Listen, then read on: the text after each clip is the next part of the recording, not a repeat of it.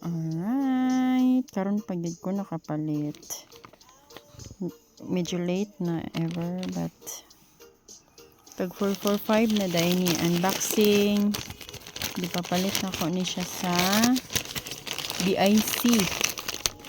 Ito na, basic institutional basic.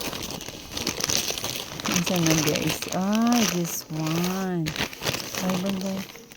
Mauna po ni The Bible Diary. Mauna iyong cover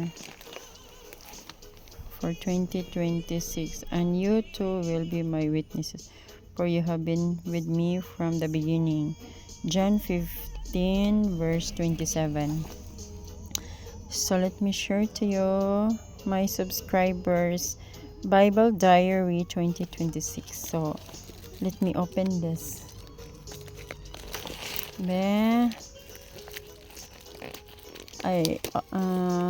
Always kita magpalit ang pulong sa Ginoo kay mao ni ang pagkaon nga kuan for eternal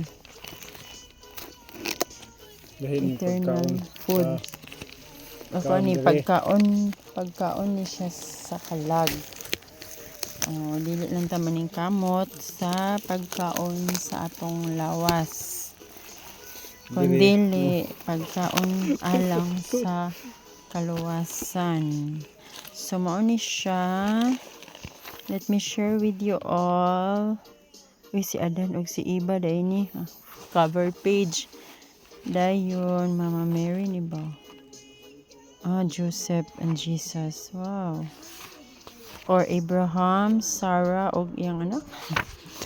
Let me guess. So mao ni siya ingon ani ang Bible Diary 2026.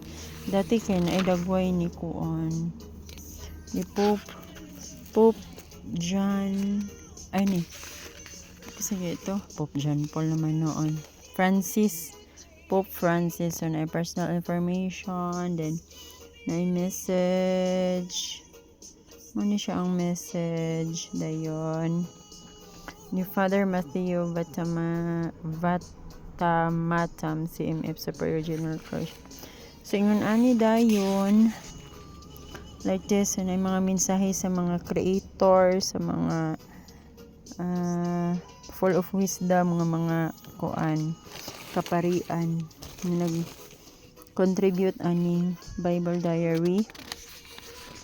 So naapod siya 2026 calendar. So mao ni siya. Nadayon siya liturgical and sanctural so Roman Catholic. So every month, so unsa ang mga kasuulogan kada bulan. Like January 1 is Mary Mother of God. So nanata karon sa January 6, Happy Three Kings. Meaningful like akong pagpalit kay Three Kings na tunong. So Andre BCT. So naa siya every month gyud siya. In fairness, March, April, May, kung unsa ang mga kasaulugan, important nga mga kasaulugan each month. So naa diri nakabutang dayon October, November until December. So napo dayon siya daily prayer o guide para sa dili kabalo magampo or galisod how to pray. So naay mga prayer.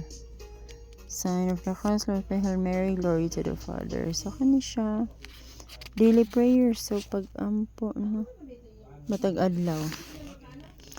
So ingon ani, and then naapa gyud alright, this one. So mao ni siya na Oratio Imperata, mama ni ang atong prayer during the kuan gid no sa COVID-19 pandemic.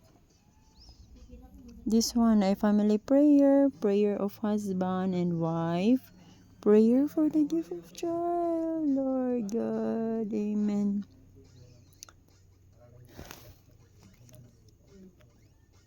We lift up to you our desire, Father God.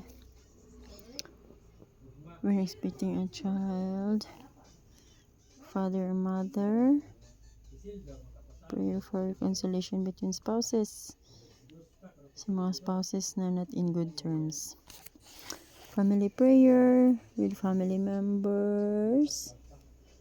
Prayer for loved one with drug or alcohol problems. Oh my God, magdaghan kay family need ani.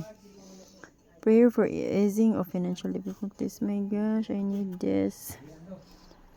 Prayer for an end to domestic violence. So this one. So daghan ito siyang prayer for of spouses for one another, of parents for their children, prayer of a single parent, prayer for one's parents during difficult times. A lot of prayer here, healing in the family, special intention, prayer of thanksgiving, journey, prayer for a holy death, visit this house. Even for a holy death, there is a prayer. Mag-ampar sacraments of penance, scriptural rosary, mga mysteries. Joyful, sorrowful, okay. Alright. Oh, imagine, Lord, thank you so much.